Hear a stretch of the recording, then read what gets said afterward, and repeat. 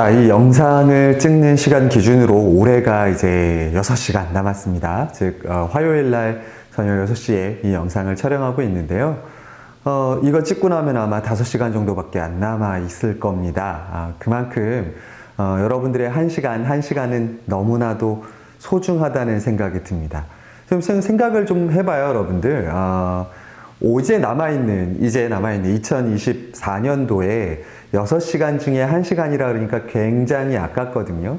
근데 이제 우리가 1학년을 버텨서 이번에 지나왔지만, 그때 1시간은 얼마나 그렇게 또 우리가 하찮게 보냈는지 좀 생각해보면 여러분들이 시간의 중요성은 느낄 수 있을 겁니다. 지금의 1시간과 내일의 1시간은 똑같아요. 그런데 늘 여러분들이 느끼는 시간은 같지 않다는 거, 그걸 좀 기억을 했으면 좋겠네요. 근데 왜 이렇게 슬프죠?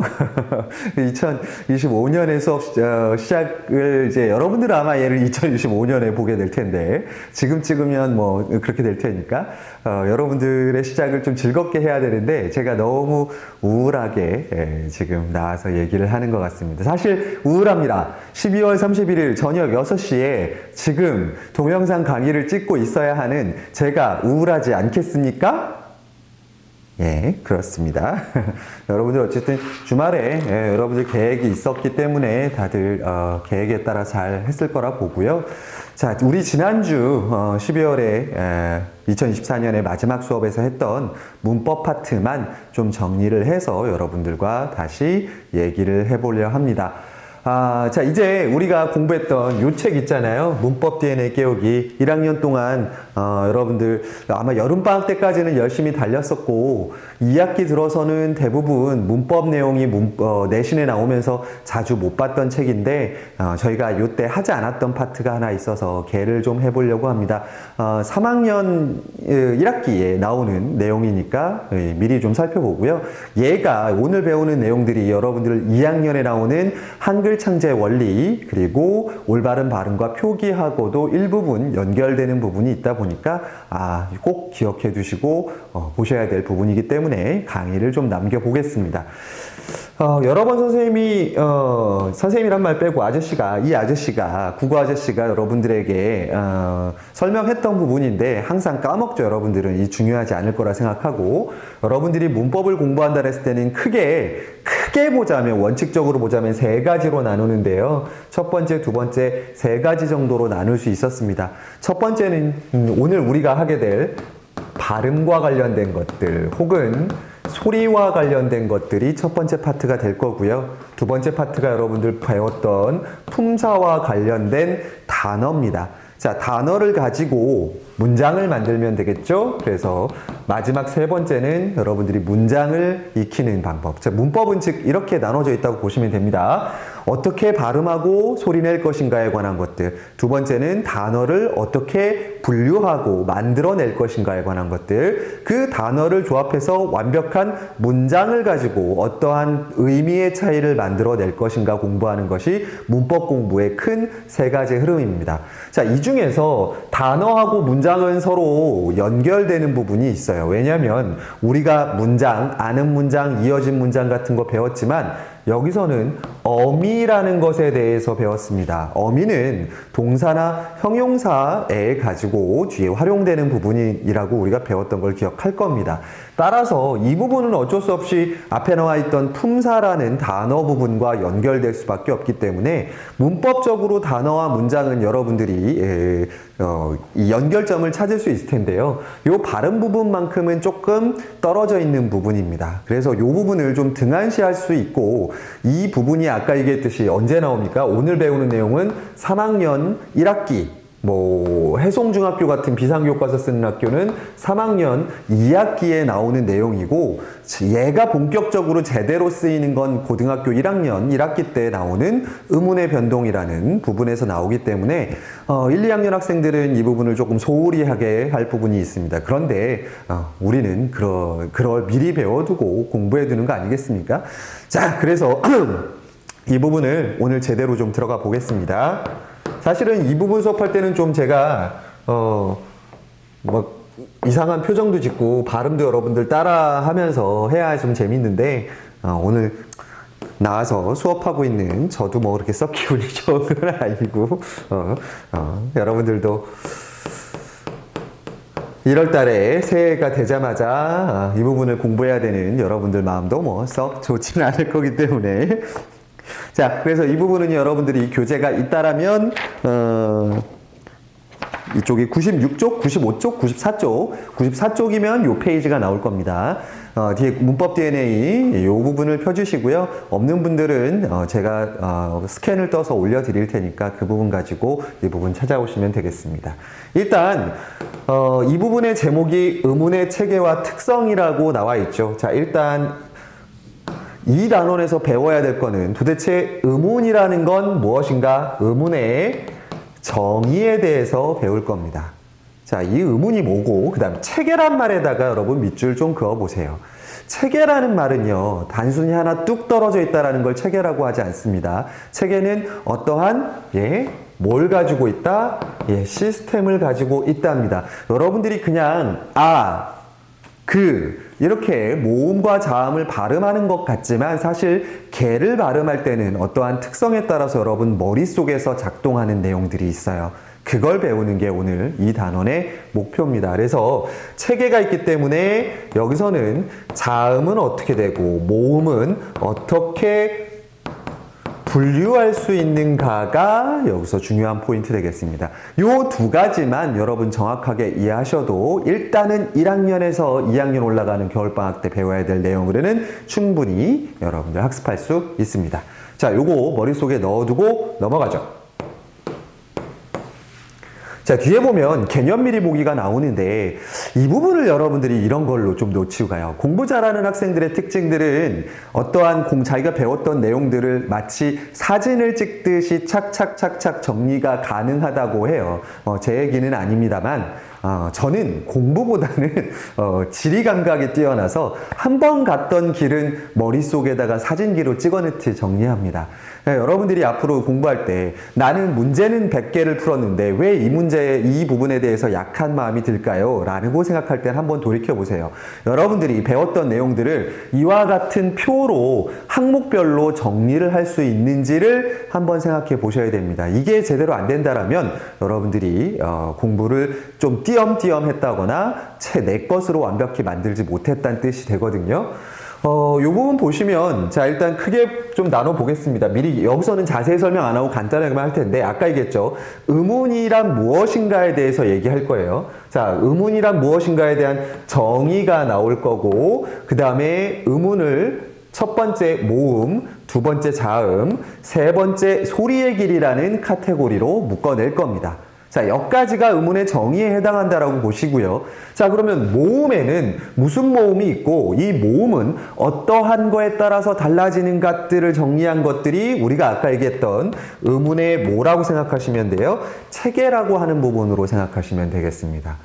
자, 그럼 대략적으로 볼게요, 여러분. 모음을 나눠놓는 기준은 단모음과 이중모음이라고 하는데 어디에다가 동그라미 쳐보시냐면 혀, 그리고 입술에다가 동그라미 쳐주시면 되겠습니다.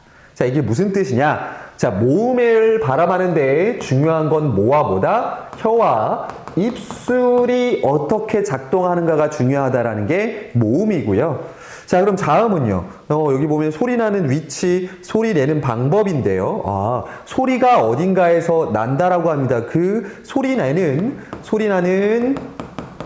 위치와 뭐가 중요하다라는 거, 방법이 중요하다라는 거를 머릿속에 익혀두시면 됩니다. 그러면 자, 보세요, 여러분들. 이번 단원에서 우리가 배워야 될 건 뭡니까? 의문이란 무엇이며 그 의문에는 자음과 모음과 소리의 길이라는 녀석이 있고, 그리고 모음에는 혀와 입술의 움직임이나 모양에 따라서 단모음과 이중모음, 그리고 단모음도 여러 가지로 나눌 수 있다는 거. 그 다음에 자음 같은 경우는 소리 나는 위치나 소리 내는 방법에 따라서 여러 가지로 묶어서 분류할 수 있다. 요거를 나중에 여러분들이 정리하실 수 있으면 되겠습니다. 자, 그럼 다음 장으로 넘어가서 자, 의문의 개념부터 들어가 보죠. 자, 개념 부분을 여러분들이 소홀하게 생각할 수 있는데 이 개념 부분을 제대로 잘 못 잡으면 여러분들은 뒤에 있는 것들을 그냥 외우는 거에 불과한 공부가 될 겁니다. 개념 부분에 여러분들 좀 집중해 주시고요. 자, 의문의 개념 요 밑에 보시면 나와 너를 구별해 주는 것은 무엇일까요? 또 사람과 사랑을 다른 뜻으로 인식하게 되는 건 무엇일까요? 여러분들 여러분들 이거 보니까 갑자기 우리 수업 때도 안 했던 게 생각났는데 이게 아재기 때문에 기억나는 거라서 여러분들한테는 뭐 그렇게 중요한 것 같지는 않은데 딱 요거 생각나요. 이런 노래가 있습니다. 한 40년 전 노래인 것 같아요. 트로트 중에 하나인데 이런 노래가 있습니다. 님이라는 글자에 점 하나만 찍으면 남이 되어 돌아가는 세상이라는 이런 노래가 있어요. 님이라는 글자에 점 하나만 찍으면 이런 노래가 있거든요. 제가 혼자서 지금 수업을 하는데 별걸 다 하네요. 자, 님에서 남으로 갑니다. 진짜 여러분, 님은 이 노래 뜻도 한번 생각해 보세요. 매일 사랑하던 님인데 점 하나 찍힌 것 때문에 남이 돼서 등 돌리고 가는 상황이 발생했습니다. 매우 시적인 가사입니다. 이 국어 문법적으로도 아주 중요한 의미를 갖는데, 자, 점 하나 때문에 이와 아가 돼가지고 님과 남은 완전히 다른 의미가 돼버렸죠. 자, 이게 바로 오늘 우리가 배우게 될 의문의 완벽한 정의가 되겠습니다. 자, 한번 가보세요. 의문이란 무엇입니까? 여기에다가 밑줄 그십시오. 말의 뜻을 구별해주는 소리의 가장 작은 단위라는 부분에 주목하십시오. 일단 정의니까요. 일단 첫 번째 조건은 말의 뜻을 구별해준다에다가 하나 포인트 잡으세요. 무슨 뜻이냐? 밑으로 한번 와볼게요. 말이 뜻이니까 또 말이 바로 나와버렸네요. 말이라는 단어가 있습니다. 그리고 여기에는 여러분 작으니까 잘 안 보일 수 있어서 물이라는 단어가 나옵니다. 말과 물이 서로 뜻이 다릅니다. 자, 그때 도대체 무엇 때문에 말과 물의 뜻이 달라집니까? 어떤 소리 때문이에요? 아하고 우라는 녀석 때문에 뜻이 두 단어가 뜻이 달라집니다. 왜? 미음하고 리을은 똑같이 적용되는데 중간에 있는 이 모음이라고 하는 아와 우가 다르기 때문이죠. 자, 두 번째 조건은요. 뭐의 단위랍니까? 소리의 가장 작은 단위라는 점에 주목해 주시기 바랍니다. 이게 무슨 뜻일까요? 얘는 아하고 우만 가지고, 여러분 아는 무슨 뜻이에요? 우는 무슨 뜻이에요? 아하고 우만으로는 어떠한 의미가 없어요. 얘가 안에 들어가서 어떤 단어가 돼야지만 의미를 갖습니다. 따라서 아와 우만 가지고는 의미를 갖지 않아요. 얘네는 뭐의 단위라고 볼 수 있습니까? 바로 소리의 단위이기 때문입니다. 자, 아까 얘기했지만 이 의문이라는 부분을 나오는 단어는요, 다른 우리가 지금까지 배웠던 문법의 단원과는 조금 별개의 성질의 것으로 보셔야 됩니다. 왜? 얘네는 의미를 따져주는 건 아니고요. 얘네는 발음과 소리에 관한 단원이라는 점을 잊지 않으셨으면 좋겠습니다. 자, 그래서 소리의 가장 작은 단위라는 점 쪼개주시고요. 자, 아까 말하고 물에서 의미 차이가 생겼으니까 이번엔 두 번째 가볼까요? 말과 이번에는 냄새나는 발이 있습니다. 발이 있네요. 자, 말과 발은 의미가 달라요. 자, 첫 번째 조건에 한번 들어가 보세요. 말의 뜻을 구별해줘요. 말과 발은 뜻이 다릅니다. 자, 그 다음에 두 번째, 소리의 가장 작은 단위인 조건을 내려오면 무슨 소리 때문에? 자, 미음과 비읍이라는 소리가 다르기 때문에 저 단어의 뜻이 다르게 나타납니다. 자, 그러면 봅시다, 여러분들. 이걸 수없이 하다 보면 뭐가 이 조건에, 의문이라는 조건에 맞겠습니까? 아나 우 같은 녀석은 우리가 뭐라고 부르고요? 모음이라고 부르고요. 미음과 비읍 같은 녀석은 자음이라고 부르겠습니다. 아하. 그러면 모음과 자음이 바로 이 조건에 맞는 의문에 들어간다고 할 수 있겠지요. 자, 근데 이것만 가지고 의문을 모두 설명했다라고 볼 수는 없습니다. 의문에는 또 뭐가 있을까요? 자, 지금부터 선생님이 하는 이야기를 잘 들어보십시오. 어제 선생님이 하늘에서 내리는 눈을 봤어요. 자, 그런데 그 눈을 너무 심하게 보고 있다 보니까 제 눈에 눈이 들어왔지 뭐예요? 그래서 제가 눈에 눈 들어왔다라고 말을 하자 그 옆에 말이 한 마리 뛰어가는 거예요. 그 말을 한 마리 뛰어가는 걸 보다가 제가 벌에 쏘이고 말았어요. 근데 그 벌을 쏘인 거를 모르고 옆에 있는 사람을 치는 바람에 제가 벌을 받게 되었습니다. 그래서 제가 병에 걸렸는데요. 꿈에서 그 병에 걸린 걸 낫기 위해서 유리병으로 다시 머리를 깨는 그런 꿈을 꾸었습니다. 자, 말도 안 되는 얘기입니다. 자, 의미를 파악하라는 게 아니라 제가 지금 아저씨가 얘기한 내용 중에 보면 눈, 그 다음에 말, 그 다음에 발, 그 다음에 병, 벌. 자, 이와 같은 이야기들을 좀 섞어서 갑자기 급하게 문장을 한번 만들어 봤네요. 자, 이게 무슨 의미냐? 자, 지금 얘기했듯이 여기도 한번 말을 보세요. 우리가 달리는 말이 있으면 우리가 하는, talk하는, language라고 부르는 말이 있습니다. 자, 얘네는 도대체 어떻게 뜻을 구별해야 하겠습니까? 보통 학생들은 문장에서 의미로 파악하면 되잖아요. 근데 얘네가 만약에 문장에 나와 있지 않는 상황이라면, 의미를 파악할 수 없는 상황이라면 얘네 둘은 구별할 수 있는 방법이 없을까요? 예, 아닙니다. 여러분들 초등학교 때 배웠는데 안 배운 척 하지 말고요. 배웠습니다. 초등학교 때. 우리가 말의 소리의 길이에 따라서 뜻이 달라진다라고 표현하죠. 자, 요 기호를 보시면요. 요게 소리의 길이에 관한 표시가 될 텐데요. 요 표시가 있다라면 길게 발음해 주는 것, 없으면 짧게 발음해 주는 것 얘기하시면 되겠습니다.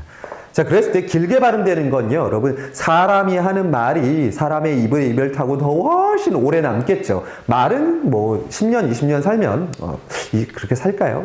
오래 못 살겠지. 그러니까 사람이 하는 말은 영원히 남으니까 얘가 더 길게 소리 난다라고 그냥 이렇게 외우게 되는 이게 있습니다. 즉 소리에, 자, 세 번째입니다. 소리가 더 길게 나타나느냐 짧게 나타나느냐에 따라서 음운이라는 것, 뜻이 구별되는 음운이라는 것에 이 녀석이 하나 더 들어가게 된다는 거죠.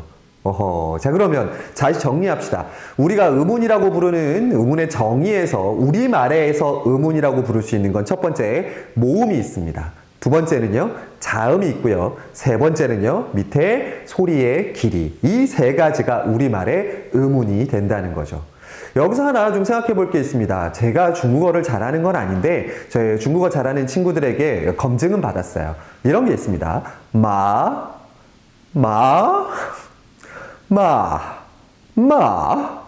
자, 제가 중국어를 못하지만 말을 가지고 끝을 마 하고 올려주거나 마 하고 내려주는 형태 같은 것들이 있어요. 우리가 동남아시아 지역에 가게 되면 그쪽 지역의 언어들이 대부분 이런 습성이 남아 있는데 말에 막 높낮이가 있고 위아래로 내려가고 이러는 현상이 있습니다. 자, 그 높낮이에 따라서 그 지역의 언어는 말의 의미가 달라지기도 합니다. 그렇다면 말의 높이, 높낮이, 즉 우리가 뭐라고 부르는 녀석들? 예, 성조라고 부르는 녀석들도 우리말에는 의문이 아니지만 외국말에서는 의문이 될 수 있다라는 거죠. 잠깐, 외국말에서는 의문이 될 수 있다? 그럼 여기서 퀘스천 하나 또 가야 되겠습니다. 국어 선생님이 퀘스천 하니까 좀 그러니까 여기서 질문 하나 더 가야겠어요. 자, 그러면 우리 한국 사람들이 갖고 있는 의문과 외국 사람들이 갖고 있는 의문의 개념이 다를까요? 예, 아까 여러분 의문은 체계를 갖고 있다라고 했습니다. 시스템을 갖고 있다라는 말이에요. 자, 우리가 어떤 로봇이든 어떠한 학문이든 어떠한 도시를 가도요. 자, 모두의 시스템이 같지는 않아요. 자, 그 얘기인즉슨 이 시스템은 언어별로 혹은 문화별로 혹은 사람마다도 조금씩 다를 수 있습니다만 어쨌든 이 시스템이라고 하는 체계는 의문의 체계는 조금씩 다를 수 있다라는 것을 의미합니다. 자, 그 내용 중학교에서는 잘 나오지 않는 내용이지만 우리는 중학교보다 더 높은 곳을 향하고 있는 학생들이니까 이 부분을 조금 더 높게 가져가 보겠습니다. 자, 지금서부터 선생님이 설명하는 내용은요, 고등학교 내용이라고 보시면 돼요. 자, 그래서 요 아무데나 빈 데다가 한번 필기를 해보십시오. 선생님 미대를 안 나와가지고 고양이 눈이 이렇게 생겼을까요? 고양이 입은 또 어떻게 그려야 돼? 자, 이렇게 일단 칩시다. 자, 이 녀석, 누가 봐도 고양이입니다. 누가 봐도 고양이. 자, 여러분, 고양이가 어떻게 웁니까? 고양이 우는 거, 우리 한번 생각해 볼게요. 집에 고양이 키우는 친구들이 있으니까. 이게 좀 그러면, 잠깐, 강아지는 어떻게 해야 되죠? 강아지는, 강아지도 조금 코수염이 있던데. 제가 그렇게 동물들을 그렇게 좋아하는 건 아니라서. 쥐가 된 것 같은데. 쓸데없는 데다가 여러분 집중하지 않겠습니다. 수업에 집중하죠. 자, 고양이라고 생각해 봅시다. 적어 놔야 되겠다. 밑에는, 그래요. 강아지 말고 쥐를 가죠. 쥐를 가고요. 자, 고양이 울음소리. 근데 이렇게만 울진 않더라고요. 좀 이상한데. 저는 제가 좀 미쳤나 봅니다. 자, 쥐는 어떻게? 자, 이렇게 울어요. 여러분의 소리를 다 확인하셨겠지만. 자, 그래서 실제 우리가 밖에서 일어나는 실제의 소리를 우리는 음성이라고 부를 겁니다. 실제 소리니까 당연히 여러분 이런 단어도 알아두셔야겠죠. 물리적이고 매우 어떤 소리입니까? 구체적인 소리의 특성을 가진 녀석을 음성이라고 하겠습니다. 자, 그런데 이 소리를 여러분들 어디를 통해서 요거는 보겠죠, 뭔지? 예, 여러분들 귀를 통해서 감각기관을 통해서 듣게 되면 자, 얘가 어디를 향해서 여러분들 처리가 되겠어요, 여러분들? 예, 뇌에 있는 신경세포를 통해서 여러분들이 이 소리가 어떤 건지 인지하게 될 겁니다. 코그니션 되는 건데요. 인지하게 된다. 바깥에 있는 실제 음성을 여러분들 머릿속에서 인식하는 거죠. 자, 근데 고양이가 하고 울어도 여러분들 머릿속에 물어볼게요, 여러분들. 고양이 어떻게 울어요? 라고 물어보면 100%는 아니고 99%는 야옹 하고 온다고 얘기할 겁니다. 자, 이용 하는 소리가 왜 여러분들은 야옹이라고 들리게 될까요? 예, 여러분이 머릿속에 있는 생각에서는 저 실제 음성을 여러분들이 알고 있는 시스템을 거치게 돼 있습니다. 시스템이에요. 예, 아까 얘기했어요. 즉, 어떤 체계를 가지고 온다라는 거, 의문 체계를 가지고 여러분들이 가져오게, 생각하게 된다라는 겁니다. 즉, 여러분들 머릿속에 이 의문에 대한 정확한 개념이 없다라면 그 소리를 가장 여러분들이 생각하기에 가까운 의문이라는 생각에다가, 소리에다가 일치시키려고 이해한다는 거죠. 자, 이게 무슨 소리냐? 그러면 의문은 실제 있는 소리겠습니까? 아니면 여러분들 머릿속에서 만들어지는 소리겠습니까? 예, 여러분들 머릿속에서 만들어지는 여러분들 생각 속의 소리입니다. 또한 구체적이지 않죠? 왜? 구체적인 소리가 아니라 여러분들 머릿속에서 재구성된 소리니까 예, 당연히 추상적인 개념으로 갈 수밖에 없습니다. 그리고 이 의문이라고 하는 건 여러분 혼자만 갖고 있는 게 아니라 같은 언어를 사용하는 같은 언어를 사용하는 사람들끼리는 같은 의문에 대한 체계를 갖고 있어요. 물론 변할 수는 있습니다. 왜? 사람들의 생각이 변하면 표준어 혹은 발음법이 변하듯이 의문도 실제 지금도 우리가 변하고는 있는데 그렇다고 해서 우리가 다른 의문 체계를 갖고 있다라면 같은 언어라고 말하기는 어려울 거예요. 자, 비교가 되십니까? 음성이라고 하는 사운드는 실제 바깥에서 실제로 일어나고 있는 소리를 이야기한다라면 의문이라고 하는 것은 여러분 머릿속에서 받아들여지는 소리라고 생각하시면 돼요. 이거를 이제 보여주는 예화가 하나 있는데, 혀가, 알리바바와 40인의 도둑에서요, 혀가 짧은 도둑이 있었습니다. 자, 그 혀가 짧은 도둑이 가가지고, 그 문에 가가지고, 열려라 참깨를 외쳐야 되는데, 그날따라 목이 조금 아파가지고 혀가 더 짧은 소리가 나왔어요. 그래서, 여다다 참깨! 자, 이렇게 얘기하게 되면, 문이 열리겠습니까? 안 열리겠습니까? 예, 만약에 문이 열렸다, 여다다 탐깨 라고 음성으로 얘기했는데 걔를 열려라 참깨라고 받아들였다라면 걔를 음운에 맞게 인식한 건데요. 정직하게 그 소리를 캐치하려고 했던 만약에 음성적인 면만 고려했다라면 그 도둑은 문 앞에서 바로 거절당하고 안에 들어갈 수 없게 되었을 겁니다. 자, 이 부분은요, 조금 심화된 개념이기 때문에 고등학교 가서 배우게 되는데, 여러분 제가 이 얘기를 왜 조금 이렇게 자세하게 했냐. 여러분들이 국어 공부를 배우면서, 저걸 나중에 우리가 어디다 써먹어요. 이건 우리 내신 보려고 혹은 수능 보려고 하는 공부 아닙니까? 선생님처럼 국어국문학과는 절대 가지 않을 거예요. 국어국문학과 가는 루저가 되진 않을 거예요. 국어국문학과 가가지고 인생을 망치진 않을 거예요. 라고 얘기하는 거에 상처를 사실 많이 받는데, 뭐 일정 부분 동의합니다만 여러분들이 지금 이걸 보시면 지금 굉장히 유용한 부분에서 이 기술이 쓰이고 있다는 거. 요 부분에 나오는 것들은요, 어디에 활용되겠습니까? 최근에 한번 실험해 볼까요? Hi Siri. 시리야. 네. 예, 제 시리가 지금 대답을 했어요. 자, 만약에 여러분 이 시리가 음성이라는 부분만 인식을 하게 했다라면 시리아라고 정확하게 하지 않았으면 받아쓰기도 제대로 안 될 거고요. 응답도 제대로 일어나지 않았을 거예요. 그런데 요즘에 나오는 인공지능에서 특히 음성을 인식하는 기술 쪽에서는 이 음운, 거의 사람과 비슷한 형태의 음운을 이 여러 명의 음성을 학습해가지고 이 음운을 잘 파악하는 정도 수준까지 가고 있습니다. 여러분들 이렇게 국어 국문학도 IT 기술과 만나면 새로운 기술이 될 수 있습니다. 힘내십시오.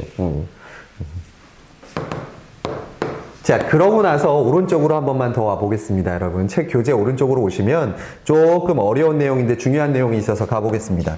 자, 아까 우리가 음성과 음운에 대해서 구분하는 방법을 배웠다면 여기에 하나의 더 넘은 개념으로 음절이라는 개념이 나올 겁니다. 자, 음절이란 개념은요, 매우 중요합니다. 음성, 음운. 자, 음성은 고등학교 가서 나오고, 여러분들 이 파트의 메인은 음운이지만, 음절의 개념도 정확히 얘기하셔야 되는데, 음절이란 뭐냐? 이렇게 생각하시면 돼요. 여기에는 그렇게 안 나와 있는데,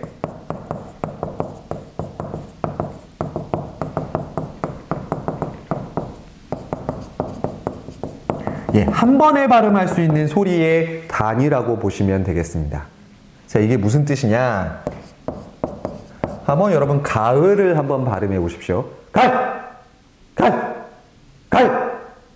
자, 제가 아무리 얘를 빠르게 발음한다고 해도 천천히 발음하면 가을. 자, 좀 더 빠른 배속으로 가면 갈! 어떤 식으로 발음해도 지금 보는 학생들은 저인가 왜 저래 하겠지만, 자, 가을! 아무리 제가 빨리 발음하려고 해도 두 번에 나눠서 발음이 됩니다. 가을입니다. 예. 그렇다면 얘는 어떤가요, 여러분? 자, 설마 얘를 달그라고 발음하는 학생은 없겠죠. 얘는 그냥 닭입니다. 즉, 얘는 표現이렇게 되지만 발음은 이렇게 되고요. 그냥 가을은 가을로 발음납니다. 자, 그럼 얘는 몇 음절이라고 얘기하겠습니까? 가와 을이라는 두 개의 음절인 거고요. 얘는 리을 기억으로 돼 있지만 사실 발음할 때는 뭐만 발음해요? 기억만 발음되니까 하나의 음절이라고 보셔야 되겠죠. 그러니까 여러분들 초등학교 때 아마 그런 거 했을 거예요. 뭐 몇 음절로 쓰시오. 그랬을 때 거의 일치하는 게 몇 글자인지 쓰시오와 같은 개념이죠. 그래서 얘를 음절의 개념을 조금 더 자세히 들어가 보면요. 예를 들어 이런 단어가 있다고 해봅시다. 자, 그랬을 때 처음에 오는 소리를 얘를 초성이라고 부릅니다. 혹은 첫 소리라고 부를 거고요. 자, 그 다음 요 두 번째 오는 소리를 중성이라고 부르고요. 혹은 가운데 소리라고 부를 겁니다. 자, 마지막에 오는 미음 같은 경우를 우리 뭐라고 부르겠어요? 그러면 종성, 끝종자 써서 끝소리 종성이라고 부를 겁니다. 초성, 중성, 종성으로 나눠져 있습니다. 자, 그러면 한번 좀 볼까요, 여러분들? 초성, 중성, 종성. 자, 초성에는 주로 자음이 올 수밖에 없고요. 중성 자리에는 뭐가 옵니까? 모음이 오게 됩니다. 그 다음에 종성 자리에는 자음이 와야겠죠. 자, 그런데 우리가 첫 소리에는 반드시 자음이 와야 한다라고 말한다라면 얘는 X입니다. 왜? 첫 소리에는 자음이 올 수도 있지만 자음이 안 올 수도 있습니다. 그 다음에 끝소리, 종성에도 마찬가지예요. 얘도 자음이 주로 오게 돼 있지만 아예 아무것도 없을 수도 있습니다. 없을 수 있어요. 없어도 되죠. 그런데 중요한 부분은 반드시 얘는 하나는 무조건 있어야 됩니다. 뭐가 있어야 됩니까? 가운데 소리인 모음은 반드시 하나가 있어야 된다는 점은 잊지 마시기 바랍니다. 즉, 모든 음절은 하나의 뭐를 가지고 있다? 모음을 가지고 있다라는 걸 잊으시지 말기 바랍니다. 자, 이게 여기서 그러면 퀴즈 하나 가죠. 매우 중요한 개념이라서 여러분들 가보겠습니다. 자, 여러분들은 아직 아이죠. 아이. 여러분 아이는 몇 개의 운으로 이루어져 있을까요? 몇 개의 자음과 모음이냐라고 묻는 겁니다. 즉, 보통 여기에 4개라고 대답한 학생들은 한번 생각해 보실 게 있습니다. 첫 소리에 이응이 와 있어요. 둘 다 있는 거에. 자, 근데 첫 소리에 있는 이응을 발음해 보세요. 하면 어떻게 발음할 겁니까? 공기 중에다가 아무리 발음하려고 해도 첫 소리에 오는 이응은 발음할 수 없습니다. 즉, 여러분들 첫 소리에 오는 이응, 얘를 그냥 영어로 한번 표기해 볼게요. 예를 들어 이렇게 썼다 해봅시다. 자, 이 앞자리에 자음이 와야 되는 자리에 뭔가 있습니까? 없습니까? 없습니다. 공집합이에요. 따라서 이 첫 소리에 오는 이응은 소리가 있다, 없다? 소리가 없다입니다. 자, 중요한 겁니다. 첫 소리 초성에 오는 이응은 뭐다? 공집합 아무것도 없는 것이라는 점을 까먹으시면 안 됩니다. 대신 받침에 오는 이응은 있겠어요, 없겠어요? 자, 얘네 뜻 구별됩니까? 동과 돈? 구별됩니다. 왜? 이응과 니은이라는 끝소리로 구분이 돼요. 그럼 저때 받침에 있는 이응은 운이라고 볼 수 있겠죠. 요거 꼭 기억하시기 바랍니다. 자, 그럼 다시 돌아와서요. 자, 간단하게만 정리하고 뒤로 넘어가겠습니다. 자, 모음은요. 자, 모음은 어디에다 밑줄 그어야 될까요? 그럼 모음과 자음을 구별하는 방법이 나와야 되는데, 자, 모음과 자음을 구별하는 방법. 자, 소리를 낼 때 공기의 흐름이 입안에서, 자, 어디에? 자, 장애를 받지 않고 나오는 소리에다가 밑줄 그으십시오. 이게 무슨 뜻이냐? 자, 모음을 발음할 때는요,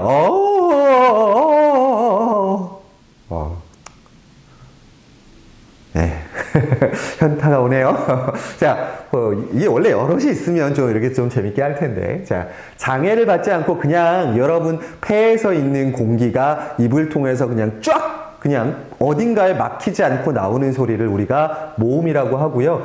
자음은 그러면 반대겠죠. 입안에서 뭐를 받고 나는 소리라고 보십니까? 장애를 받고 나오는 소리라고 보시면 되겠습니다.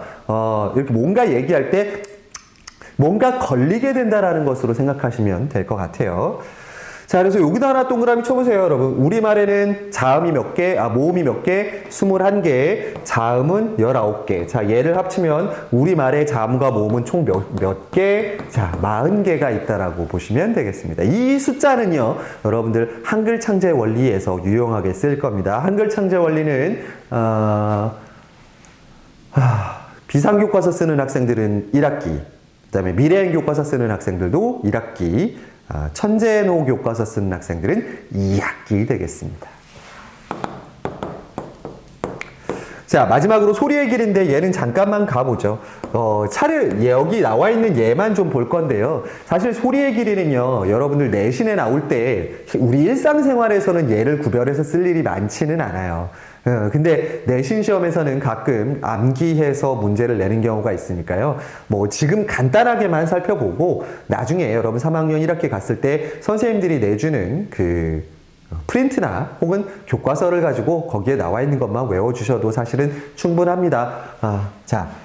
그걸 빼먹었네요, 여러분. 이렇게 소리는 같은데 뜻이 다른 녀석들을 우리 1학년 때 배웠습니다. 뭐라고 배웠습니까? 동음, 이의어라고 했던 녀석들이 바로 이 소리의 기로 구별되는 음운이죠. 예. 그래서 밤하고 밤이 있습니다. 자, 이럴 때는 먹는 밤이 깁니다. 그다음 두 번째, 예, 벌 받는 거하고 날아다니는 비, 예, 꿀벌 같은 벌이 있죠. 예, 그랬을 때는 벌이 길게 소리 납니다. 그 다음에 병이 있고요. 이런 병이 있습니다. 예, 이럴 때는 자, 지금 기분이 나쁘면 그건 여러분 기분 탓이에요. 있는 거. 자, 이 아픈 병이 길게 소리 나게 된다라는 거, 요 정도만 알아두셔도 될 것 같습니다. 물론, 어디 학교라고는 얘기 안 하겠습니다. 포고 옆에 있는 S중학교라고만 말할 텐데요. 작년 같은 경우에 이 말의, 이 소리의 길이에 따라 달라지는 거 한 20개. 그 다음에 저쪽 달맞이공원, 해맞이공원인가요? 해돋이공원이지 어디지? 그 옆에 있는 S중학교 같은 경우는 한 14개 정도가 3학년에 프린트로 제공이 됐었습니다. 그 정도만. 저쪽 잭 니클라우스 골프장 옆에 있는 Y중학교 같은 경우는요, 교과서에 나온 것만 봤습니다. 자, 요 문제들은 여러분들이 좀 풀어보셔도 될 것 같고요. 자, 이제 모음과 자음에 대해서 좀 정확하게 확인해 보죠. 근데 그 사이에 제가 좀 자세히 설명하다 보니까 제가 지금 화면에 사라졌을 텐데 지금 몇 분 정도 찍었는지 좀 확인 좀 하겠습니다. 예, 저거 하는데 벌써 35분이라는 시간이 갔네요. 의외로 1시간이 넘어가겠는데, 결국?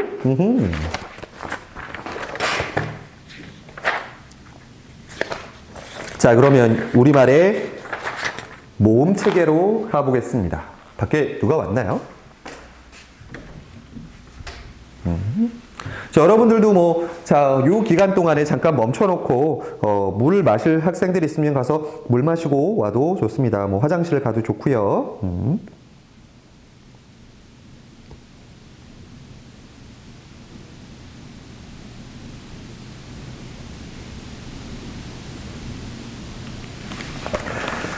자, 우리말의 모음 체계에 들어가 보죠. 자, 모음에는요, 단모음과 이중모음 두 가지가 있습니다. 단모음과 이중모음. 자, 그 전에 여러분 요거 정리하고 가죠. 아까 모음은 뭐라 그랬습니까? 발음할 때 장애를 받는다, 안 받는다? 장애를 받지 않고 발음 나는 녀석을 모음이라고 했고요. 자, 그 모음에는 단모음과 이중모음 두 가지가 있습니다. 자, 일단 단모음은요, 아까 얘기했어요, 여러분. 맨 앞에서 얘기했는데, 모음은 뭐와 뭐를 잘 봐야 된다? 혀와 입술에 집중하셔야 됩니다. 이 혀와 입술을 가지고 발음하는 게 모음이기 때문에, 여기 보시면, 발음할 때 입술 모양이나 혀의 위치가 변하지 않는 모음을 단모음이라고 하고요. 그러면 이중모음은 뻔하죠. 위치가 변하는 모음을 이중모음이라고 얘기할 겁니다. 봅시다. 그럼 단모음은 자, 아를 발음할 때 설마 에야, 하자. 이렇게 제 입을, 이거를 제가 편집을 할 때 제 입 모양을 좀 클로즈업을 할까? 예, 여러분이, 그 기분을 위해서 하지 않겠습니다. 이 아라는 부분을 발음할 때 입 모양이나 혀가 변하지 않고 고정된 상태에서 발음됩니다. 그런 녀석들을 단모음이라고 하고요. 이중모음은 그럼 뭐냐? 자, 여러분, 얘를 한번 발음해 볼까요? 자, 왜를 발음해 보십시오. 왜? 이거 좀 어쩔 수 없겠네. 이건 좀 정확하게 해줘야 되니까, 최대한 제가 여러분들 카메라 앞으로 가보겠습니다. 제가 편집을 하기 어려우니까, 자, 왜. 자, 발음할 때는, 미안합니다. 제가 봐도, 미안합니다. 현 표시를 해줬어야 되는데, 현 표시를 못 해줬어요. 자, 오하고 에. 자, 왜를 발음할 때는 오를 발음하다가 어디로 갑니까? 에로 발음하러 가죠. 예, 그래서 이렇게 뭔가 발음을, 입 모양을 변화시키는 녀석들을, 예, 이중모음이라고 얘기합니다. 예. 자, 그럼 우리는 뭘 살펴보겠습니까? 이 중에서 우리는 주로 단모음을 살펴볼 겁니다. 왜냐하면 결국 이중모음은 단모음을 빠르게 발음해주면 되는 거니까요. 예, 그래서 단모음을 주로 밑에 가서 확인해 보겠습니다. 자, 단모음은 첫 번째 기준입니다. 자, 어디에 밑줄을 그으셔야 돼요? 기호 쓰시고, 자, 어디에다가 얘기하냐? 혀의 최고점의 위치에 따라서 얘기한답니다. 나누는 기준입니다. 아까 얘기했어. 혀와 입술의 일. 근데, 자, 혀의 최고점이 무엇이냐? 자, 이 왼쪽에 있는 그림 보시면 여러분, 요것만 비교해 보세요. 요거 다 외우실 필요 없고요. 일단은 이해하세요. 이 발음해 보십시오. 자, 그러면 혀가 어떻게 돼요? 이렇게 앞으로 쭉 나가게 됩니다. 앞으로 쭉. 하고 쭉 나가게 되죠. 자, 그랬을 때 혀의 제일 높은 부분은 여러분 입술 쪽에 가깝습니다. 이렇게 여러분들 얘를 반으로 뚝 잘랐을 때 요 앞쪽에서 발음 나니까 자, 앞전자를 써서 앞전 혀설을 써서 얘를 전설 모음이라고 할 거고요. 예. 자, 그러면 이를 발음하다가 을을 발음해 보세요. 그럼 자, 으가 돼버리면 혀가 뒤로 당겨지면서 혀가 어떻게 됩니까? 예, 이렇게 두꺼워집니다.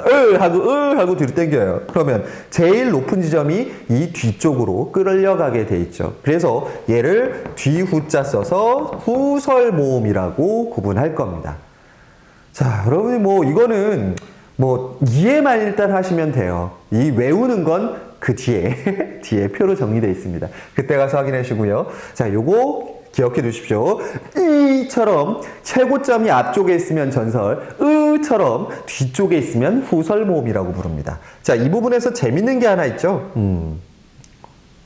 여러분 아기를 잘못 발음하면 어떻게 되죠? 애기라고 발음하게 되는 경우가 있습니다. 아기. 근데 이제 우리 애기라고 얘기하죠. 자, 아가 왜 애로 바뀌었느냐라고 이야기할 때 고등학교 1학년 때 가서 배우는 건데요. 자, 요거 보세요. 아는 전설입니까? 후설입니까? 여러분 여기서 찾아보십시오. 아는 후설에 있어요. 자, 그런데 애는요. 예, 바로 전설에 가 있습니다. 자, 그래서 이거 여러분 우리 별거 아닌 것 같은데 발음할 때 꽤나 우리 신경 쓰이는 부분이긴 합니다. 저 얘기는 요 정도까지를 하고요. 자, 두 번째 기준 갑니다. 자, 모음을 나누는 두 번째 기준. 이번에는 어디에다가 치셔야 돼요? 예, 혀의 높낮이에다가 치시면 되겠습니다. 자, 혀의 높낮이에 따라 고모음, 중모음, 저모음으로 나뉜다고 되어 있습니다. 아하, 자, 봅시오. 자, 고모음, 중모음, 저모음으로 나뉘는데, 자, 일단, 혀가, 이게, 자, 여러분, 제가 그리는 그림이 있거든요. 이제, 제가 아까 고양이 그림은 못 그리는데요. 예, 군뱅이도 구르는 재주가 있다고 살짝 이런 그림은 그립니다. 자, 이거 여러분들의 얘를 조금 더 좀 눈에 시각화시켜서 그리면 이렇게 되는데, 자, 보십시오. 얘는, 혀가 고모음이라고 하는 건 어떻게 되느냐. 혀가 이렇게 위로 가는 게 있고요. 색깔을 좀 다르게 해볼까요? 혀가 요 정도 있는 게 있고요. 이게 무슨 기이해지는데 혀가 바닥으로 깔리는 녀석이 있어요. 자, 이렇게 위에 제일 위쪽에 높은 곳에 있으면 고모음, 그 다음은 중모음, 밑으로 있으면 저모음이라고 부르게 될 겁니다. 고중저, 즉 이게 옆에서 이렇게 혀가 있으면 고중저 이렇게 된다라는 거죠. 이 그림이 바로 이 세 개 연달아 있는 그림들이 바로 그걸 표현하는 그림 되겠습니다. 이거 어렵지 않습니다, 여러분. 저를 한번 따라해 보십시오. 자, 아. 자, 지금 순서대로 한번 가볼게요. 아로 한번 발음해 봅시다. 아. 여러분 아침에 일어났을 때, 아라고 기지개 한번 필 텐데, 아를 하면서 입은 점점 더 밑으로 내려올수록 입은 벌어지면서 혀는 밑으로 내려오게 되어 있습니다. 네. 자, 이것도 한번 해보겠어요, 여러분들. 이에입니다. 오늘 이 강의를 통해서 저를 처음 만나는 학생들은 저 사람이 저렇게 좀 이상해 보이긴 할 텐데요. 예, 수업 때 보면 더 이상한 것도 많이 하니까 충격받지 마시고요. 자, 요렇게 입이 혀가 위에서 아래로 더 내려오게 되어 있습니다. 자, 이렇게 바로 혀의 높낮이에 따라서 고모음, 중모음, 저모음으로 나눌 수도 있습니다. 자, 이거 왜 가끔 시험에 뭐가 나오냐면요. 여러분들 요런 거 있죠. 자, 개와 개를 어떻게 발음하는가를 가지고 고민할 때가 있을 겁니다. 이거 선생님이 하는 거 한번 보세요. 일단은 우리 옆으로 다니는 개. 자, 그러면 이번엔 하는 개. 자, 그러면 여러분 이걸 한번 생각해 보세요. 옆으로 기어다니는 개를 멍멍 짖는 개로 정확하게 발음하려면 혀를 어떻게 해야 될까요? 나머지는 동일한 조건의 모음만 달라지니까 혀를 중모음이었던 개에서 저모음인 개로 뭐하게 돼? 혀를 낮춰주면 돼요. 혀를 낮춰주고 상대적으로 입은 다물어집니까? 벌어집니까? 입은 더 벌려지게 되는 게 맞습니다. 이게 서술형 시험이 나올 때는 그렇게 적게 하는 게 좀 나오게 하죠. 자, 그럼 마지막 조건 중에 하나입니다, 여러분들. 세 번째 조건입니다. 얘는 드디어 혀가 아닌 모의 입술 모양에 따라서 모음을 나누는 기준 되겠습니다. 사실 얘가 가장 쉬워요. 왜냐하면 우리가 보통 사진을 찍을 때 많이 하게 되는 단어들이 있습니다. 스마일, 치즈,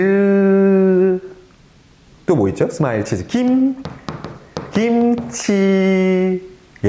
지금 보시면 이 끝나는 말에 이와 으로 끝나게 돼 있어요. 자, 한번 보세요. 그러면 이와 으가 이 위에 원순 모음이라는 데 있는지 평순 모음이라는 데 있는지 확인하십시오. 평순 모음에 있습니다. 자, 이건 뭔 뜻이냐? 평순은 뭐냐면 입술 모양이 평평하다라는 거예요. 즉, 자연스럽게 보이는 입술이에요. 여러분 뭐 억지로 지을 필요 없이 그냥 입술 평평하게 우리가 발음하기 편하게 나오는 발음을 평순 모음이라고 합니다. 그러니까 스마일, 치즈 하면 평평하게 자연스럽게 웃는 모습이 나오고 웃상이 나오는 거죠. 웃상이. 자, 그런데 뭔가 여러분들이 갈구하고 뭔가 사랑스러워 보이고 싶다. 그랬을 때는 뭐 하면 돼? 이거는 차마 앞에 가서 못 찍겠네요. 우유 하고 사진을 찍게 되면 그건 뭐 여러분들 기억에 남을 엽사가 되겠죠. 있는 거. 자, 왜냐? 우라고 한번 발음해서 혹은 오. 자, 이 경우는요. 입술 모양이 이렇게 동그래집니다. 힘을 빡 주면서 동그래져요. 그래서 그런 애들은 원순, 동그랗다해서 원순 모음이라고 이야기하게 되는 거죠. 평평하면 평순, 동그라면 원순입니다.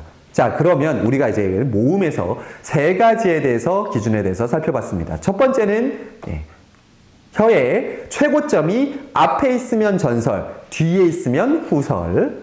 자, 그다음에 혀의 높이가 높으면 고모음, 중간이면 중모음, 밑에 있으면 저모음. 자, 마지막으로 입술의 모양이 평평하면 평순, 입술의 모양이 동그라면 원순. 이렇게 나눠놨습니다.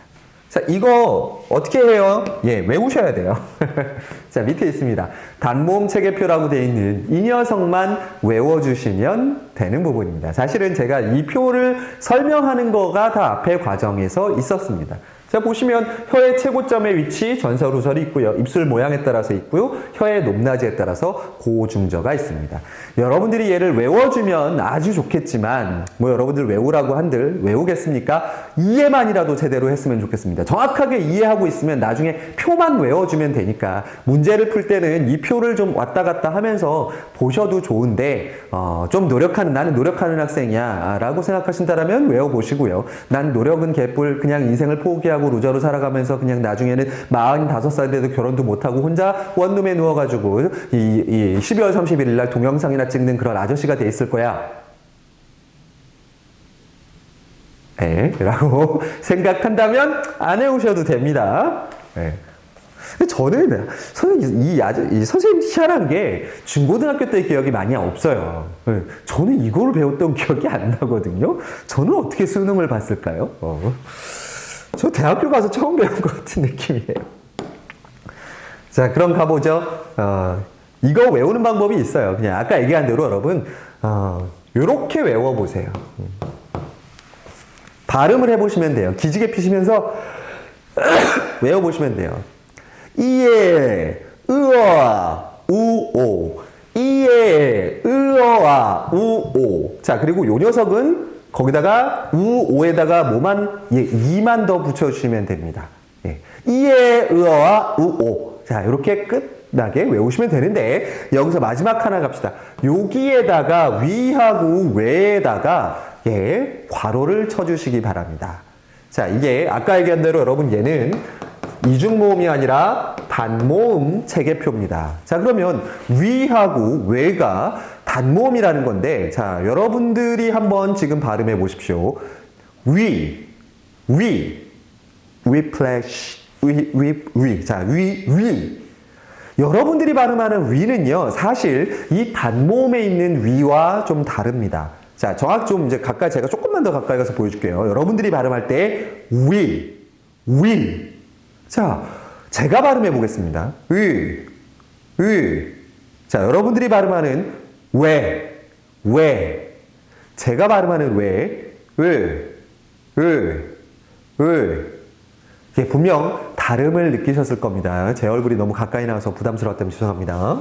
자, 왜하고 위 같은 경우는요, 지금 국어의 법률, 이 음운 체계상은 발음이 변해서는 안 됩니다. 삼촌. 자, 이것처럼 모양이 변해서는 안 되는 단모음이 원칙입니다만, 여러분들처럼 발음이, 아까 여러분 음운이라고 하는 건 실제 소리가 아니라 여러분들의 머릿속에서 구성되는 어떤 체계이기 때문에 여러분들이 쟤를 이중모음으로 생각하고 있다라면, 이중모음으로 발음하는 것도 최근에 허용하는 것으로 바뀌었습니다. 자, 다시 한번 정확하게 기억하세요. 원칙은 단모음, 그러나 이중모음으로 발음하는 것도 허용입니다. 자, 요게 여러분들 모음에 관한 설명이었습니다. 자, 이제 요 문제도 여러분들 앞에 거 잘 확인해서 푸시면 될 것 같고요. 자, 이번에는 세 번째 자음 체계로 가겠습니다. 하하. 자, 우리말의 자음 체계로 넘어가 보죠. 마지막으로 있는 자음이죠. 자, 자음은 아까 얘기했듯이 소리나는 위치, 소리내는 방법이라는 것에 주목 좀 하시면 되겠습니다. 자, 자음은 아까 여러분 뭐를 받고 난다? 소리를 할 때 장애 또는 방해를 받고 나는 소리라고 이야기했었으니까요. 자, 그러면 자음 분류, 소리나는 위치에 따른 분류 가보죠. 자, 요거 여러분 필수적으로 기억하셔야 될 게 있습니다. 왜냐하면 요 녀석이 여러분들 아까 얘기했던 한글 창제 원리와 매우 흡사하게 갈 겁니다. 한글 창제 원리 수업할 때 제가 요 내용을 다시 언급할 거고요. 얘를 수업할 때는 한글 창제 원리의 내용들을 가져올 겁니다. 그래서 여러분 뭐 이런 거 뭔가를 배우면서 야 진짜 대단하다 이런 느낌을 받는 걸 조금 오글거려 하시는 친구들이라면 어쩔 수 없긴 한데요. 세종대왕이 한글을 만들었을 때 그 음성의 원리를 정확하게 파악하고 글자를 만들었다라는 게 여기서 드러날 수 있습니다. 좀 가보죠. 자, 요거를 딱 보시면 자, 이 밑에 있는 그림 대신에 아까 얘기했던 제가 그렸던 그림으로 다시 한번 좀 두껍게 그려볼까요?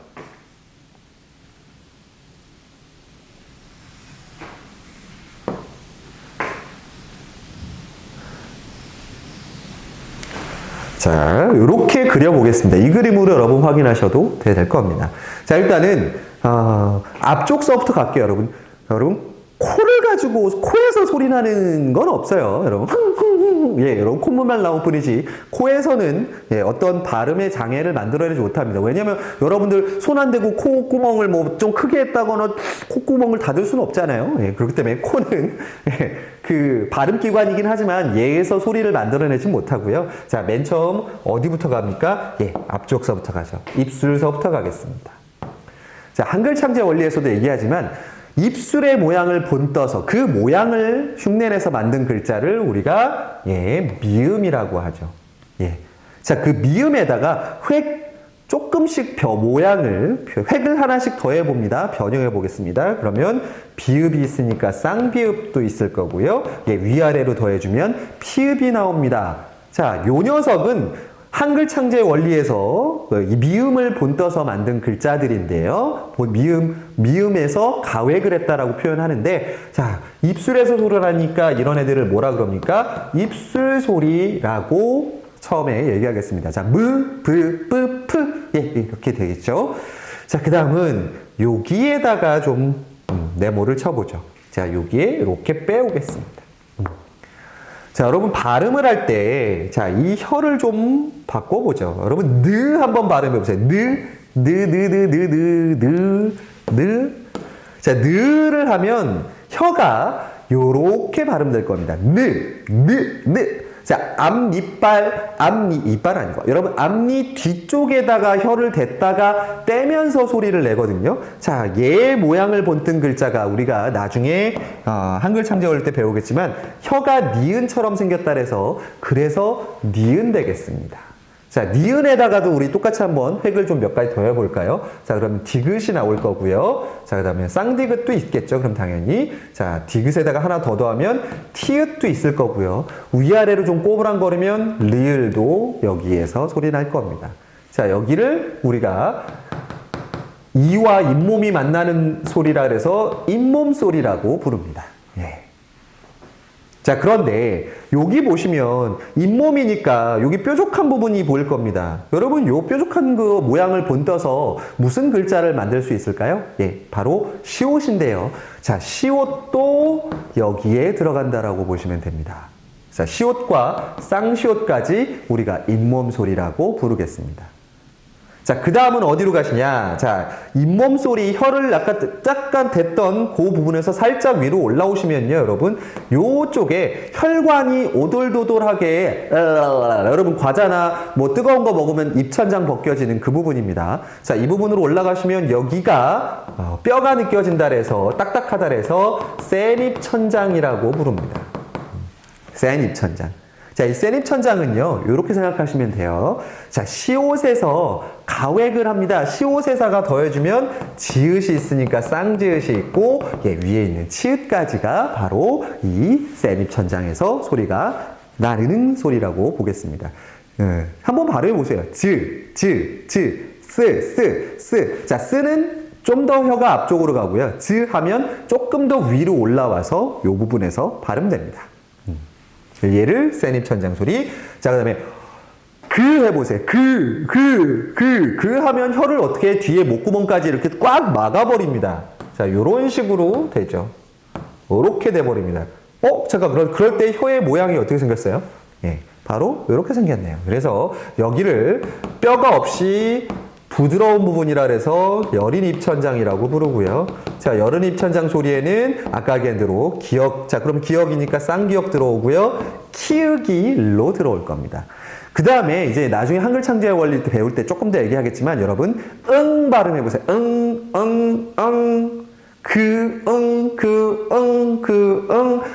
응을 발음할 때 혀가 여러분들 발음할 때와 거의 비슷하게 되죠. 자, 그래서 요때 이응까지가 이 여린 입천장 소리라고 보시면 됩니다. 이때 이응은 어떤 이응? 첫 소리, 초성에 오는 이응이 아니라 받침에 오는 이응이라는 거 잊지 마시기 바랍니다. 첫 소리에 오는 이응은 소리가 있다, 없다? 없다. 따라서 의문이 아니다라는 것만 기억해 두시고요. 자, 마지막으로 여러분 목구멍이니까 목구멍에다가 윗줄 그어보시죠. 목구멍에서 난다 해서 목청 소리. 목청 소리는 히읗 하나 있을 겁니다. 요렇게 소리 나는 위치에 따라서 여러분들이 분류를 하시는데요. 자, 이 내용은요, 기억해 두시는 게 좋습니다. 한글 창제 원리일 때 거의 80% 동일하게 이 내용과 같이 갑니다. 그만큼 세종대왕이 만들 때 이미 발음과 그 기호의 모양을 이미 과학적으로 증명해냈다라는 거 여러분들 알아두시고요. 자, 두 번째는 소리 내는 방법으로 가겠습니다. 여러분 좀 지치죠? 예, 이제 근데 좀 있으면 요 부분만 지나면 이제 이 내용이 끝납니다. 예, 좀 기다려주세요. 자, 소리 내는 방법입니다. 자, 두 번째 방법은 소리 내는 방법에다가 여러분들 밑줄 쫙 그으시고요.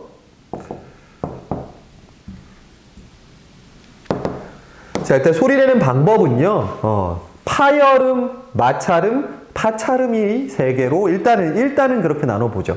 자, 파열음과 마찰음은 돼 있는데, 세 번째 파찰 생각해 보시면 어떤 느낌이에요? 예, 파열하고 마찰을 뭐 해놓으면 돼요? 섞어놓으면 되는 게 바로 이 파찰이 될 겁니다. 뭐 어려운 건 아니고요. 자, 그럼 파열음과 마찰음, 파찰음 한번 가보시죠. 자, 파열음은요, 그림 좀 그려보겠습니다. 자, 파열은 뭐 하는 거야? 뭔가 찢어지는 거예요. 파열됐어. 그래. 자, 그러려면, 자, 목소리가 쭉 오다가요. 목에 힘을 주면 목이 딱 막힐 겁니다. 자, 막히면 압력이 세지겠죠. 자, 그거를 갖다가 다시 어떻게 빵 하고 터트리면서 내는 소리입니다. 즉, 막았다가 뭐 하는 소리? 터트리면서 내는 소리가 되겠습니다. 네. 한번 발음해 보실까요, 여러분? 국 해보세요. 일단 요거만 동그라미 좀 쳐보세요. 기역이 있고요, 디귿이 있고요, 비읍이 있습니다. 기역, 디귿, 비읍, 이 세 녀석을 우리가 파열음이라고 이야기합니다. 한번 국 발음해 보세요. 국. 그러면 어떻게 해요? 목을 꽉 닫아버리면서 발음이 끝납니다. 자, 그러면 여기 힌트 하나 줄까요? 저는요, 여러분, 밤에 9시쯤 수업이 끝나고 집에 들어가면 밥 해줄 사람이 없기 때문에, 요 앞에 있는 아즈메 국밥집을 자꾸 가는데, 자, 그때 가서 밥을 먹었습니다. 밥을 먹었어요. 좀 이상하죠, 여러분? 국하고 소리를 막았더니, 그 뒤에 걸 발음할 때는 어떻게 해야 돼요? 터트려야 돼요. 그럼 얘 발음 한번 해보세요. 국하고 뒤에 터트려요. 그러면 국밥이 아니라 뭐라고 발음돼야 돼? 국밥이라고 발음이 될 수밖에 없다라는 거 요것만 이해해 주셔도 훨씬 여러분 좋습니다. 있는 거. 자, 파열음은 기역, 디귿, 비읍 막았다가 터트리면서 내는 소리 되겠습니다. 자, 두 번째 마찰음 가죠. 마찰음은요. 자, 소리가 이렇게 오다가 자, 목에 적당하게 힘을 주면 관이 좁아지겠죠. 자, 이렇게 큰 데서 오다가 좁은 데로 오게 되면 당연히 여기 좁아진 길에서 뭐가 일어나겠습니까? 마찰이 일어날 겁니다. 그래서 마찰음이에요. 예. 마찰음은요, 쉽게 얘기해서 이렇게 생각하시면 됩니다. 목을 긁어서 내는 소리라고 보시면 돼요. 자, 첫 번째, 그럼 어떤 게 목을 긁어서 낼까요? 요거 아닙니다. 여러분들 시옷 발음해 보시고요. 쌍시옷 마찬가지고요. 그 다음에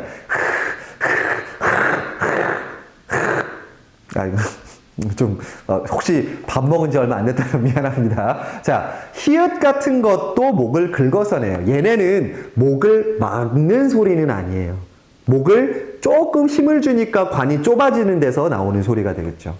자, 그래서 시옷과 히읗 계열이 마찰음에 해당합니다. 오케이. 자, 그러면 마지막 세 번째 파찰음은, 자, 파열과 마찰음을 뭐 한다 그랬어요? 섞으면 됩니다. 자, 일단은 섞으니까 막아요. 자, 막은 뒤에다가 다시 열 때는 크게 여는 게 아니라 어떻게 조금만 열어주겠습니다. 그러면 여기서 뭐가 일어납니까? 마찰이 일어난다라고 보시면 되죠. 자, 이런 거 뭐가 있냐면 지읒, 쌍지읒, 치읒이 바로 이 파찰음에 해당합니다. 여러분 직접 발음해 보십시오. 스. 자, 스를 발음할 때는 목이 꽉 막히는 느낌이 없는데요. 발음할 때는 목을 한번 닫았다가 열어주는 느낌을 경험하실 수 있을 겁니다. 예, 이렇게 구별하시면 이 파찰음도 여러분들 이해가 되실 거죠. 그럴 거라 믿습니다. 자, 그 다음은 비음과 유음이라는 게 뒷장에 나옵니다. 자, 얘는 좀 의외로 쉽습니다. 아까 파열음 뭐 이런 것들은 우리가 소리내는 방법을 따로 공부했기 때문에 해야 되는 과정인데, 자, 비음은 누가 봐도 비자, 무슨 비자? 코 비자입니다. 코 비자. 즉, 콧소리예요. 자, 우리가 뭔가 선생님은 애교를 부릴 일이 많이 없어서 제가 수업 때 이 소리를 설명하기 위해서 애교 소리라는 말을 좀 해줬는데요. 홍홍홍홍 지금 애교를 부린 거 많이 먹었죠요? 쩡영 예. 자, 비음 소리는요, 코에서 나는 소리고요. 자, 코를 막았을 때는 소리 내기가 당연히 어떻겠습니까? 예, 어렵습니다. 비음은 이 소리가 다 코를 향해서 나가기 때문에 코를 울리면서 나가요. 그래서 코를 막으면 이 비음 소리를 제대로 내지 못하게 됩니다. 즉, 코맹맹이가 됐을 때, 감기 걸렸을 때는 비음 소리 내기가 쉽지 않겠죠? 자, 대표적인 세 가지 소리만 아시면 됩니다. 미음과 니은, 이음, 요 녀석이 예, 비음이 되겠습니다. 그래서 여러분, 이 비음이 들어가면 소리가, 콧소리가 많으면 소리가 느끼하죠? 예, 부드러워. 너무 부드러워요. 용차이냐, 수업하기 싫은데. 예, 짜증나는 소리, 콧소리. 자, 그래서 미음, 니은, 이응이 비음에 해당되고요. 자, 이번엔 유음으로 가보겠습니다. 유음은, 예, 리을입니다. 리을. 자, 이거 유자 무슨 유자? 예, 흐를 유자입니다. 흐를 유자. 예. 소리를 흘려보내는 소리예요. 그럼 도대체 그 소리를 흘려보낸다는 소리가 뭐냐? 뜨르르르 놀랐을 텐데. 자, 리을 한번 소리 해보세요. 리, 르. 혹은 랄. 자, 이러면 여러분 혀끝을 앞니에다가 댔다가, 아까 우리 왜 앞니에다 대겠어요? 얘는 소리 나는 위치가 예, 잇몸 소리잖아요. 그러니까 앞니 뒤쪽에 댔다가 소리를 냅니다. 자, 소리를 낼 때 혀의 양옆을, 볼을 따라서 양옆으로 소리를 흘려보내기 때문에 그렇습니다. 예, 소리가 이렇게 흘러가면서 떨리는 소리가 나기 때문에 이 녀석을 유음이라고 부릅니다. 유음에는 리을 하나밖에 없어요. 까먹지 마세요. 자, 이제 진짜로 마지막 기준이네요. 소리의 세 번째 기준, 소리의 색익입니다. 자, 이 부분은 아주 쉽게 몇 가지만 적어. 여기 여러분 보면 소리의 세기에 따라서 예사소리, 된소리, 거센소리로 돼 있다고 합니다. 자, 예사소리는 이거 하나만 적어 놓으면 돼요. 단단하다고 이렇게 한번 생각해 보세요. 단단. 그냥 무난한 느낌의 나오는 소리를 단단. 이때 뭐 단단을 발음할 때는 목에 힘을 줄 필요도 없고 그냥 편안히 둔 상태에서 하시면 됩니다. 자, 근데 여러분 입이 좀 거친 학생들 같은 경우는 단단은 너무 심심해. 어떻게 얘기합니까? 예, 딴딴이라고 얘기하게 될 겁니다. 딴딴, 단단, 딴딴. 목에 힘을 주고 긴장을 하면서 숨이 거세게 나오지는 않고요. 긴장한 상태로만 발음하면 예, 딴딴, 걔를 된소리라고 부를 겁니다. 예사소리, 자, 목을 긴장한 상태로 소리를 내면 된소리. 자, 근데 목을 긴장시킨 상태에서 숨을 하고 거칠게 뱉어주는 소리를 거센소리라고 합니다. 여기 보세요. 숨이 거세게 나오겠죠. 된소리나 거센소리 둘 다 목을 긴장시키는 건 동일한데 거센소리는 숨을 좀 거칠게 밀어서 뱉어주셔야 되죠. 자, 그러면 단단, 딴딴 거칠게 뱉으면 어떻게 돼요? 탄탄하네요. 예, 탄탄으로 발음나게 됩니다. 지긋, 디귿, 쌍디귿, 티읕. 디귿은 예사소리, 쌍디귿은 된소리, 티읕은 거센소리라고 보시면 되죠. 예, 뭐 이것만 있는 거 아니죠? 지읒도 있으면 쌍지읒이 있고 치읒이 있고요. 기역이 있으면 쌍기역이 있고 키읔이 있는 뭐 이런 형태가 된소리라고 얘기하겠죠. 된소리와 거센소리. 자, 그러면 다음도 한번 다시 정리해 봅시다. 첫 번째 기준은 소리 나는 위치가 어디냐에 따라서 입술 소리, 잇몸 소리, 센입 천장 소리, 여린입 천장 소리, 목구멍 소리, 목청 소리 5가지로 구분했고요. 소리를 내는 방법에 따라서도 5가지 구분했습니다. 막았다가 터트리는 파열음, 목을 긴장시켜서 마찰을 일으키는 마찰음, 파열과 마찰을 섞은 파찰음, 그 다음에 코로 소리를 내서 울려내는 소리인 비음, 그 다음에 혀 양옆으로 소리를 흘려보내서 내는 흐를류, 예, 유음까지 5가지. 그 다음 마지막으로 소리를 어떻게 세게 내느냐에 따라서 예사소리, 된소리, 거센소리라는 3가지 기준을 배웠습니다. 자, 그럼 걔를 갖다가 예, 정리하면 이 표가 나옵니다.